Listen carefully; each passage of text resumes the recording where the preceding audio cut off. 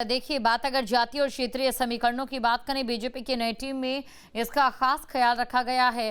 खास तौर से बात अगर हम उत्तर प्रदेश को लेकर, पार्टी की रणनीति बेहद महत्वपूर्ण दिखाई दी। ब्राह्मण चेहरे के तौर पर जहां द्विवेदी को राष्ट्रीय टीम में अहम जिम्मेदारी दिया जाना उत्तर प्रदेश के सियासी समीकरणों के लिहाज से एक बड़ा संदेश माना जा रहा है। और इसके अलावा राष्ट्रीय मंत्रियों की सूची पर नजर डालें तो झारखंड, बिहार, उत्तराखंड, उत्तर प्रदेश, केरल, तमिलनाडु समेत अलग अलग राज्यों से प्रतिनिधित्व।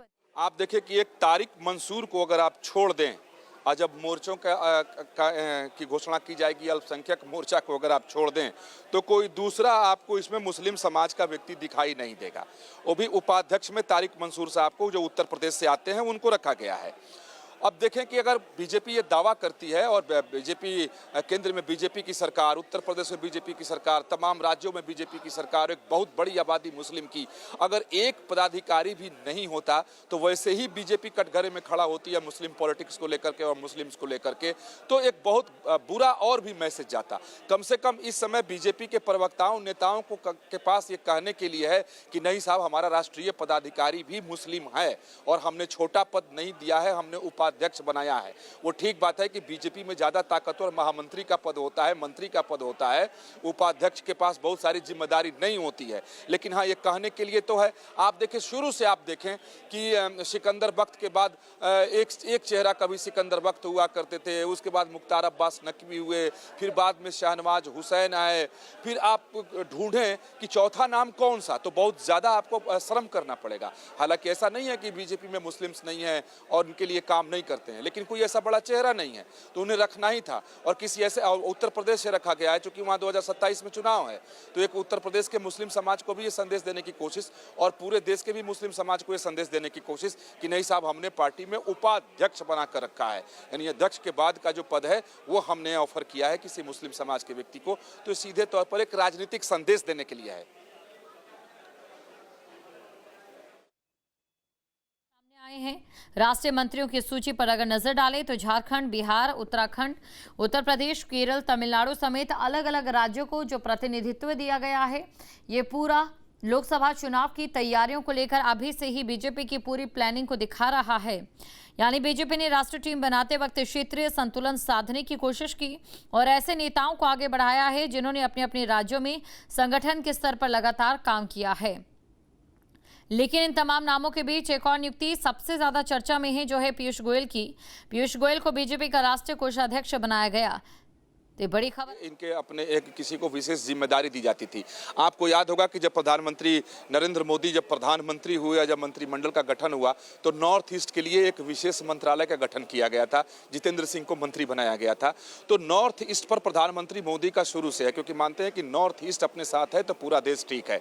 तो नॉर्थ ईस्ट को लेकर के बीजेपी की भी नीति शुरू से अलग रही है, उसके लिए अलग से सब काम करते रहे ताकि नॉर्थ ईस्ट में पैठ बढ़े, मजबूती मिले, जिसकी वजह से आप देखिए कि नॉर्थ ईस्ट में बीजेपी की कई राज्यों में सरकार है और काफी मजबूत स्थिति में बीजेपी वहां पर है। और संबित पात्रा नॉर्थ ईस्ट के कई राज्यों के प्रभारी भी रहे, सह प्रभारी भी रहे, काम कर रहे थे। वह शुरू से उनको जिम्मेदारी दी गई थी। अब अलग अलग राज्यों में उनको जिम्मेदारी दी गई थी। अब संबित पात्रा को पूरे नॉर्थ ईस्ट की जिम्मेदारी दे दी गई है कि अब नॉर्थ ईस्ट के संयोजक वो हैं। और अभी भी हालांकि नॉर्थ ईस्ट का काम संबित पात्रा देख रहे थे, हालांकि कई दूसरे लोगों की जिम्मेदारी भी थी। असम के जो मुख्यमंत्री हैं उनको बहुत बड़ी जिम्मेदारी पूरे नॉर्थ ईस्ट को लेकर के है कि वो देखें वहाँ की जितनी भी राजनीतिक गतिविधि हलचल होती है उसकी शुरुआती हिमंता बिश्व शर्मा से होती है। लेकिन पार्टी की तरफ से अब एक बाजाप्ता पदाधिकारी नियुक्त कर दिया गया संबित पात्रा को पूरे नॉर्थ ईस्ट के लिए। पहले कभी सिक्किम या अरुणाचल या अलग अलग राज्यों के प्रभारी या उनका दायित्व मिलता था, अलग अलग नेताओं को मिलता था। ये 3 राज्य में एक क्लस्टर बना करके और एक किसी नेता को बीजेपी जिम्मेवारी देती थी। लेकिन अब क्या है कि सीधे एक व्यक्ति को पूरे नॉर्थ ईस्ट का इंचार्ज बना दिया गया। तो निश्चित तौर पर इससे नॉर्थ ईस्ट को लेकर जो बीजेपी की गंभीरता है और पीएम मोदी की जो गंभीरता है वो इससे दिखाई देता है। तो देखिए, ये जो नई टीम तैयार हुई है, इस टीम के जो तमाम नाम हैं वो वाकई अपने आप में खास है और कहीं ना कहीं बीजेपी को फायदा दिलाने वाले भी हैं। पीयूष गोयल की हम बात कर रहे थे। अगर पीयूष गोयल की बात करें तो बीजेपी का राष्ट्रीय कोषाध्यक्ष उन्हें बनाया गया है और गोयल परिवार का पार्टी संगठन से पुराना रिश्ता भी रहा है। पीयूष गोयल के पिता वेद प्रकाश गोयल भी बीजेपी के राष्ट्रीय कोषाध्यक्ष रह चुके हैं। राम जन्मभूमि पर कहां से बवाल शुरू हुआ, कोष को लेकर के हुआ और कितना बड़ा राजनीतिक मसला वो बन गया। और कोई भी दल हो, कोई भी जगह हो, वहां कोषाध्यक्ष का पद जो है वो काफी महत्वपूर्ण होता है और उसको हमेशा ये कोशिश की जाती है कि किसी ईमानदार, हिसाब किताब में मजबूत व्यक्ति को वहां पर रखो ताकि गड़बड़ी ना हो। इनके पिताजी लंबे समय तक जब बीजेपी के पास कुछ भी नहीं था तो इनके पिताजी अपनी निजी पैसों से खर्च करते थे पार्टी के कार्यक्रम को चलाने के लिए। उसके बाद लंबे समय तक रहे। उसके बाद अपने पिता के बाद पीयूष गोयल ही कोषाध्यक्ष बनाए गए। फिर बाद में चूंकि पार्टी सत्ता में आई, पार्टी ताकतवर हुई, केंद्र में सरकार बनी तो जाकर के मंत्री हो गए। अब केंद्र का मंत्री, वो भी काफी महत्वपूर्ण मंत्री, प्रधानमंत्री मोदी का बहुत खास मंत्री, पूरे मंत्रिमंडल में अपनी एक पहचान रखने वाले मंत्री को फिर से पार्टी का कोषाध्यक्ष बनाया गया। तो इसके पीछे मुझे बहुत कुछ दिखाई दे रहा है कि फिर से उसी व्यक्ति पर भरोसा जताया गया, क्योंकि पार्टी के पास अब फंड की कमी नहीं है, पार्टी के कार्य का विस्तार भी हो गया है, पार्टी के खर्चे भी बढ़ गए हैं। अब चूंकि पीयूष गोयल चार्टर्ड अकाउंटेंट हैं, वो बहुत बढ़िया से अकाउंटेंसी कर देंगे, पहले करते रहे हैं। माना जाता है कि जब तक पीयूष गोयल कोषाध्यक्ष थे, पार्टी का एक भी पैसा इधर से उधर बर्बाद नहीं होता था, सबका हिसाब बिल्कुल बराबर रहता था। जो भी जहाँ से चाहे, जब भी चाहे हिसाब मांगता था, वो बिल्कुल हर एक पैसे का, 5-5 पैसे का हिसाब वो उठा करके रख देते थे कि आया कहाँ से और गया कहाँ और किसके कहने पर गया, किस मद में कितना खर्च हुआ। तो कोषाध्यक्ष काफी महत्वपूर्ण होता है। तो पीयूष गोयल की जो क्षमता है इस क्षेत्र में, वाणिज्यिक क्षेत्र में, तो मुझे लगता है कि पार्टी अब उसका फायदा उठा रही। की नई राष्ट्रीय टीम का ऐलान। बीजेपी अध्यक्ष नितिन नबीन ने अपनी नई टीम का ऐलान करते हुए संगठन में बड़े स्तर पर बदलाव किए और नए नाम शामिल किए। नई टीम में 13 राष्ट्रीय उपाध्यक्ष, 8 राष्ट्रीय महामंत्री और 16 राष्ट्रीय मंत्रियों को जगह दी गई है। यानी बीजेपी ने संगठन के स्तर पर एक बड़ा फेरबदल करते हुए देश के अलग अलग राज्यों और सामाजिक समीकरणों को साधने की कोशिश की। सबसे पहले बात राष्ट्रीय उपाध्यक्षों की करें तो 13 नेताओं को राष्ट्रीय उपाध्यक्ष की जिम्मेदारी दी गई। उत्तराखंड से पूर्व मुख्यमंत्री तीरथ सिंह रावत को राष्ट्रीय उपाध्यक्ष बनाया गया और वहीं उत्तर प्रदेश से रेखा वर्मा और प्रोफेसर तारिक देता है। और मैं तो हर जगह उसको एहसास करता हूं कि संघ की इच्छा के बगैर बीजेपी में पत्ता भी नहीं हिलता है। ये जो पदाधिकारियों की सूची जिसे आप भी बार बार देख रहे हैं, अब मैं भी इसको स्क्रॉल करके मोबाइल पे बार बार देख रहा हूं, कई नामों को पढ़ करके हैरान भी हो रहा हूं।